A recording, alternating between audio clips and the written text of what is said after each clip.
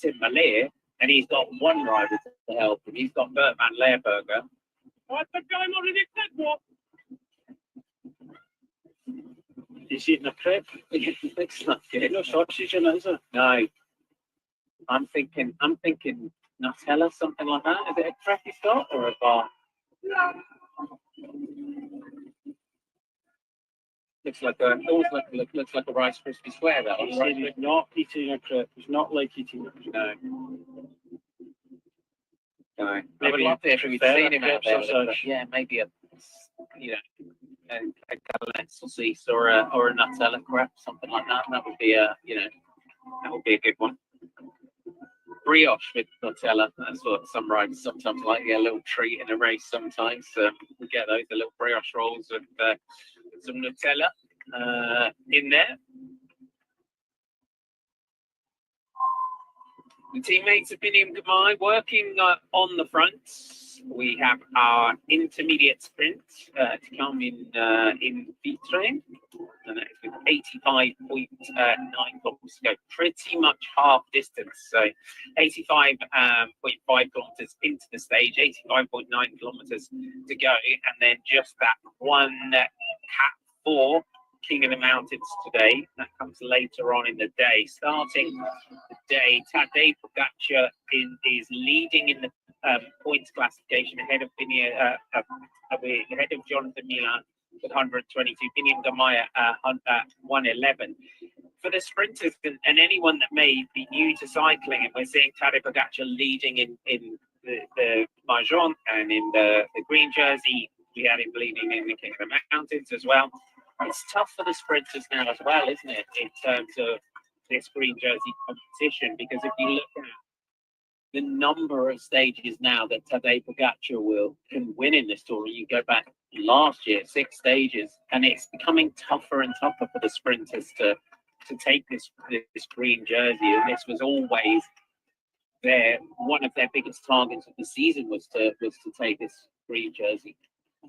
I think Intermarché sports director was asked that earlier on in an interview, and I think Pogačar is not going to go, I think, for any kind of intermediates. So, try and pick some points out, some of the kind of harder sprints. I think he'll be there for kind of safety reasons more than anything. I don't think he's going to target the green jersey. Of course, in the past we've seen King of the Mountains jersey go to the overall winner of the Tour de France purely because they're putting double points at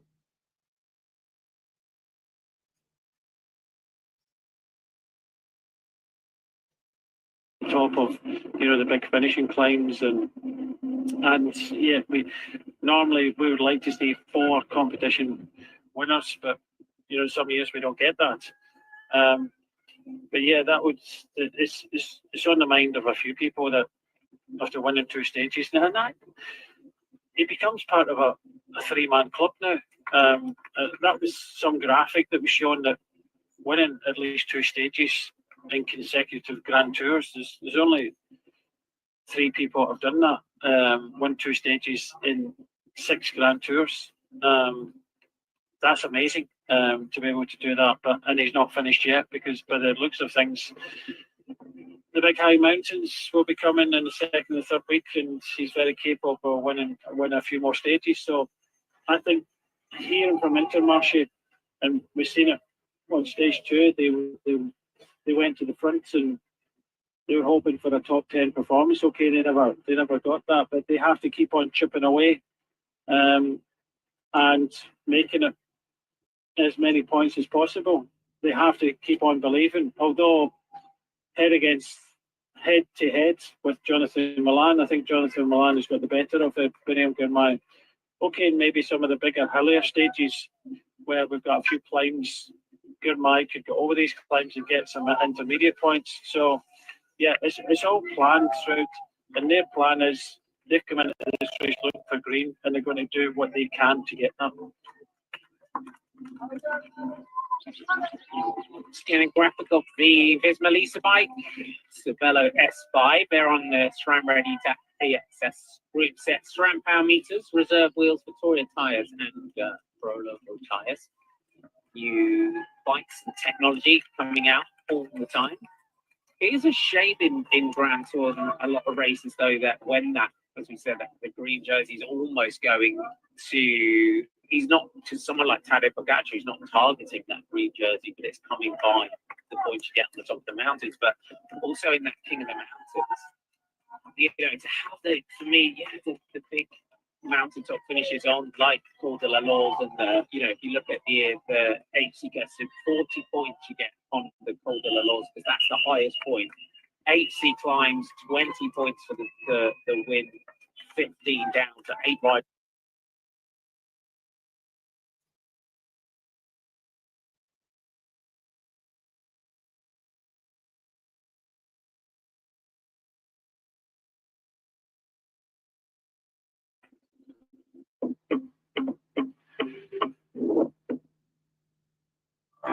Ich würde sagen, einzigartig. Ich bin Alaya Pilgrim, Profifußballerin, und ich bin Fan von Zürich. Zürich gefällt mir so gut, weil es einfach alles hat in dieser Stadt. Es hat einen schönen See, es hat eine Lederstrasse, es hat Museen, es hat wirklich so viel rundherum, es ist so divers.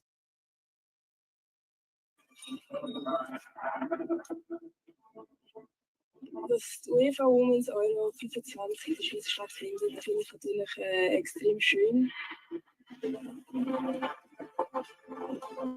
Natürlich ist es umso schöner, von der Familie und Freunden zu spielen, und wir freuen uns natürlich alle auf das große Ereignis.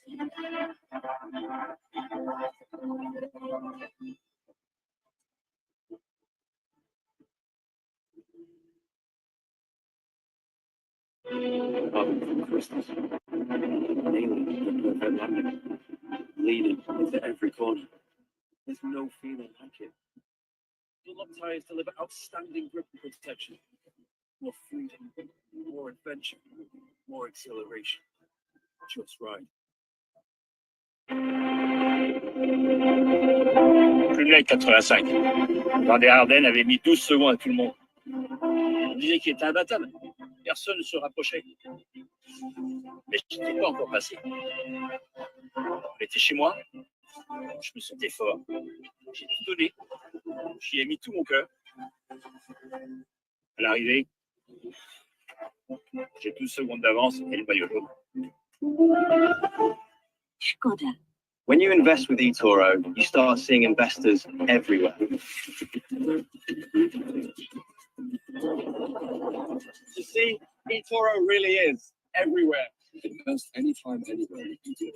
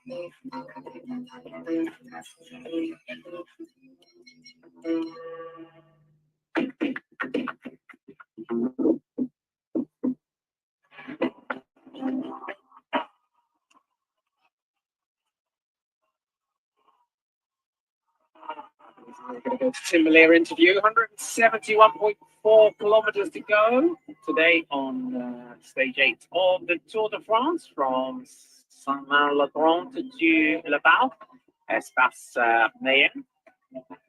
It is a flat day for the sprinters, and the peloton being controlled by Intermarché, Wanty and Lille-Trek for William Gamay and Jonathan Milan.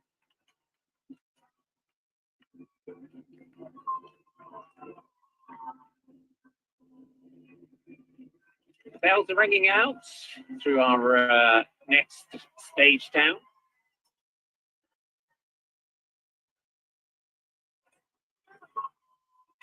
Remember Evenepoel there, just rolling through. He was in that white jersey. We were just talking about the white jersey. He leads that 17 seconds ahead of Kevin Batalan, with Oscar only now third in that Best Young Riders classification. I believe that we're going to hear from Tim Malea. Tim, before we look at today, how have you coped over the last few days? Have you managed to stay fresh? How are you feeling physically?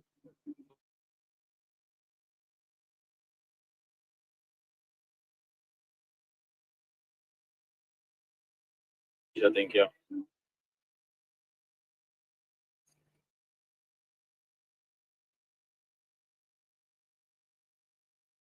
Now today, complex finale, fast because it's a tailwind, but also uphill. You haven't got the full lead out here, so how will you operate today? How differently do you need to play it today? Well, bad cones for 3 guys, I think. And so he's really strong to bring me in position. Very confident in his job. So I'm pretty sure I will be there, but yeah, it's a strange finish. Normally it's something fits me well. I think something like a Brussels Classic or yeah. I did already a strong sprint on kind of finish like today, but yeah, it's the 8th stage. So we will see what the legs say. Final question, just describe to me physically how different sprinting on a slight climb like this is compared to on the flat. How do you approach it physically? It's a bit like a headweight finish. It's all about the power. If they come from the slipstream, it's really difficult. So, and timing is also really important. But yeah, the legs will say it all today for sure. Thank you. Good luck. Thank you. Great to hear from Tim Malea. As he said there, Bert van Leeuwenberger is 3 men in a sprint, which is you know, really speaks volumes of his lead out rider. Oh, of course, and you know, if Bert Leeuwenberger after this stage gets to hear any of this stuff, that you know, just he's so confident, and that's what he does. We've talked about this in other stages about how sprints have evolved from the whole team there for one rider. Now, of course, they've got Evenepoel as well to look after the GC. That's more important for them, and only come with Bert van Leeuwenberger. But like you say, he's not. Bert van Leeuwenberger's not a lead out man. He's a positioning man, and then it's kind of left up to Merlier. The stage he won, he had to do a bit on his own. He was in the wind a little bit. Had to. He kind of pushed Ackerman off Milan's wheel, and that's what you do. You have to be able to do these things. You don't have that luxury of that kind of lead out. Gets himself in position. If he's out of position, he's not shy about pushing himself on to the right wheel, and he managed to get that right wheel and come round. Jonathan Milan, of course, the new E-Tour earlier on this year, the stage one that Jonathan Milan had was, you know, that there's a lot of GC guys up there. He really, you know, that was a hard uphill finish. This isn't as hard, but as we heard from Tim Merlier, it's just about the power. It's, you know, we're 8 days into Tour de France. I would say he's an easier couple of days than Jonathan Milan. So it's just about sheer power from the end. It's not about the speed or slipstream or anything like that. It's power and timing. Brian Coquard just gets underway, and then he will be a rider that we will be looking for today. I just wanted to check in as well about I mentioned yesterday about the Cofidis bikes that were stolen at the beginning of. They had a raid on their truck earlier on in the week. So had a message on Instagram, Michael Dow, thanks for that, and also checked in with Magnus Baxter, who's the director of sport team with the Cofidis women's team. So I believe now that those bikes have been recovered, which is good for the team of Cofidis. And Brian Coquard would just be hoping to have a quieter day in the sprints, I think, for want of a better phrase, to be able to just sprint in the way that he knows he can. Well, this is a sprint that will suit him better. slightly lighter, quite punchy. Maybe not the big power like Tim Merle said, but when he's kind of slightly uphill finishes, he's probably better than the pure big power speed ones.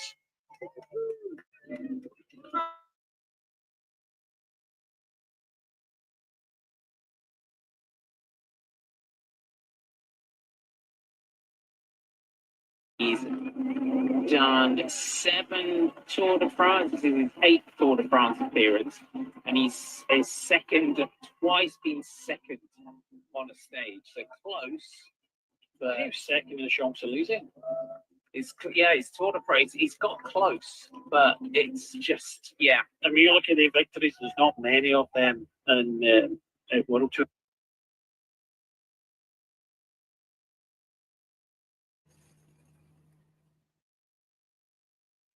Level. I think he's first. Was it last year when he won a stage of the Tour Down Under?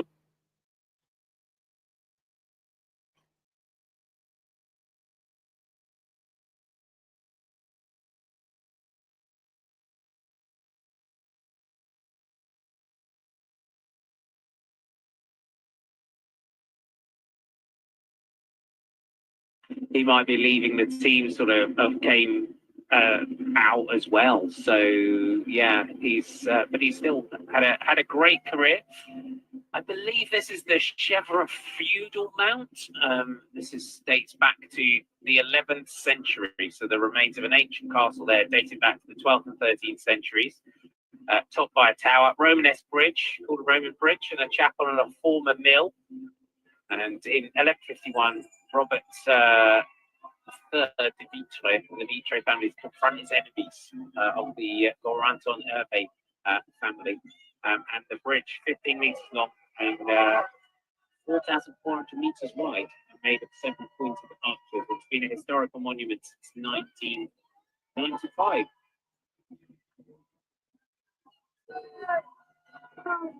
Great crowds out in force, as always, here in the Tour de France. And our next objective, we just kind of put a little line through with 100 kilometers to go. Tadej Pogačar, you can see in his maillot jaune. Get a good view of the radio there as well for Tadej. The communication devices between the riders, the earpiece thing, and two-way communication. We've had quite a bit this week, haven't we, between the riders and the cars as well. The sort of two-way communication that you have between rider and car. Yeah, we have, and it's good to get a little bit of that inside. Some of it has been out of sync a little bit. We heard earlier on from Zach Dempster from Innes Grenadiers saying about the first few kilometres. I think it was 5 and 9, but I think that's where the break-up gone, and that was played out probably after we'd passed that point. So there's a little bit of it out of sync. We're seeing the bubbling up today, XDS Astana. They are there. So for them today, Ballerini. I know you were having a bit of a chat about sprinters. Yeah, Ballerini, he crashed. He's another rider on the yellow card from the first stage. I think a little bit kind of harsh, that one as well. So that wasn't the first stage. It was the first sprint stage that we had when Philipsen crashed out. I think stage 3. Can't remember the stages. They come one after another, and we're picking a long days here. I'm actually commuting from home into the studio, and we got kind of long, line to line and things. I actually was on a bike yesterday, Marty, believe it or not. Were you? Yeah. Yeah, I was on a bike. Not my bike. What happened was I got on the local tube here, and one stop later on, the train gets stopped and says, "We're not going any further. There's been a fire at Earls Court. This train has been terminated. You have to make your own way." And it's like there's no other connecting trains or anything. It's all like public. So I went outside. I looked at taxi, and they were saying, I think Uber was saying about £34. I thought, So there was a line bike there. So I jumped on a line bike and got to my destination. So it took me about half an hour to get in it, but I had the basket on the front, put my bag, my rucksack in the basket in the front. Got the because everybody rides these high bikes, these line bikes and things like that. The saddle's too low; they just jump on it. So I got the saddle right, and off I went.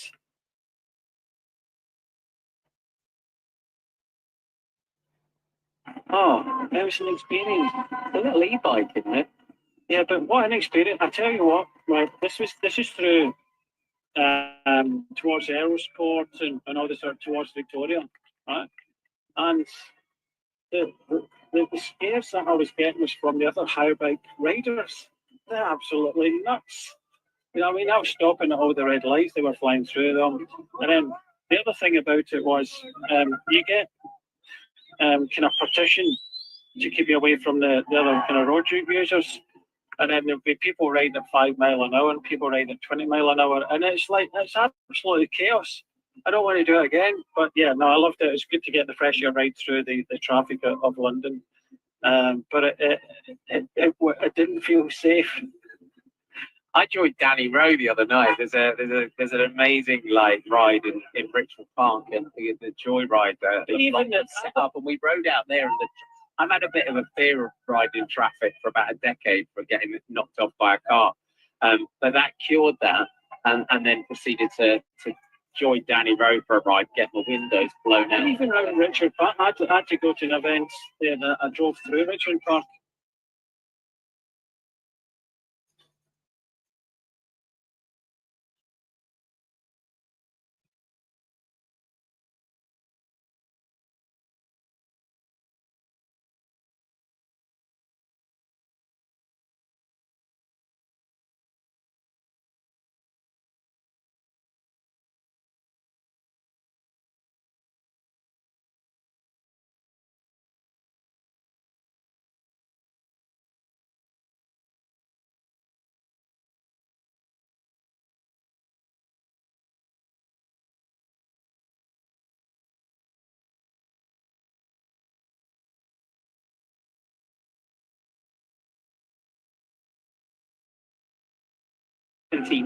Century, new 3-story section was added to the west, comprising a guard room and a large seigneurial bedroom upstairs. In the 19th century, after several decades of neglect, perhaps even a fire, a new section was built to the west in place of the chapel. Renovated in 2018 and opened its doors to private events in the spring of 2022, and it's been a historical monument since 1995. Looks splendid, doesn't it? Yeah, it looks really nice. I like that. So if you need a venue for your events, remember in Le Bouchière. Population of 4,500 village. The home village of the De la Montagne brothers, Lauren and Patrick, who both played for Stade Rennais. Patrick won 3 caps for the French.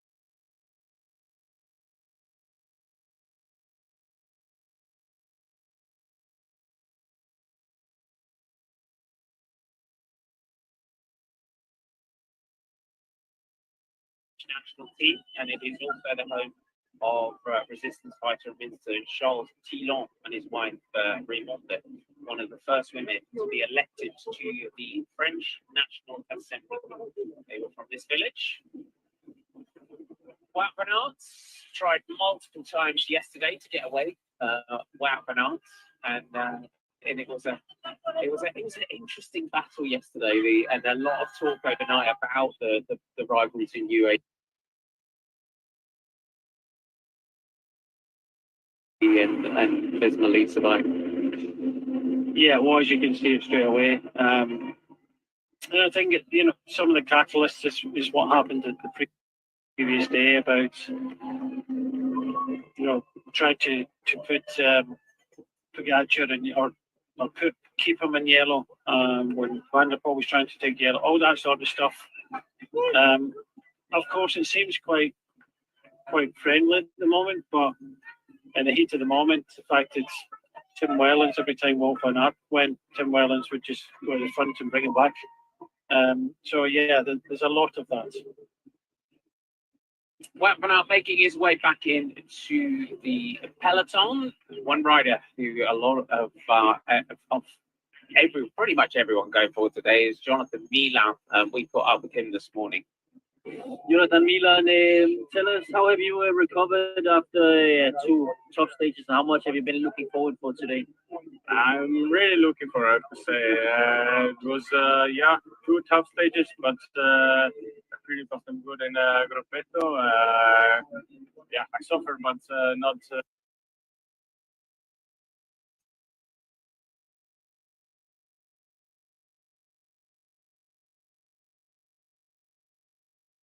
Not that much. I'm ready for today and motivated, and then ready to give everything.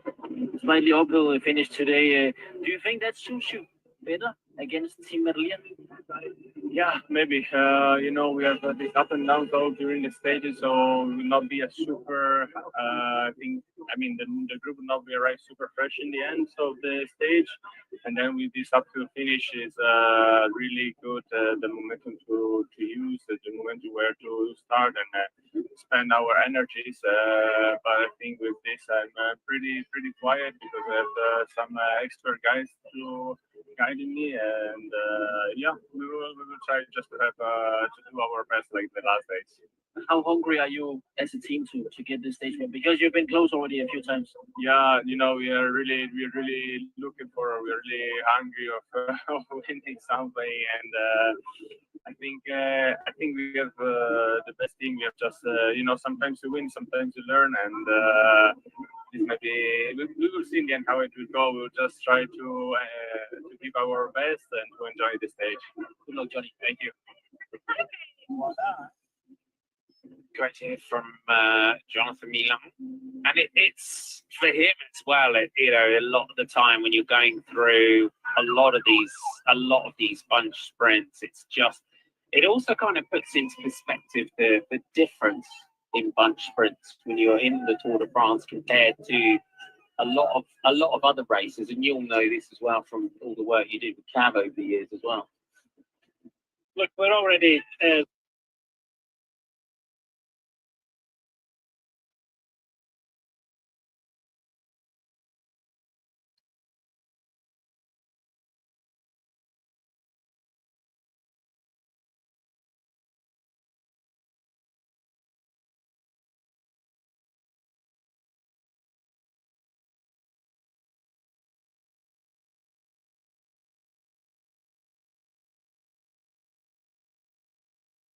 This is the 8th stage, and we've only had one sprint, and he finished second.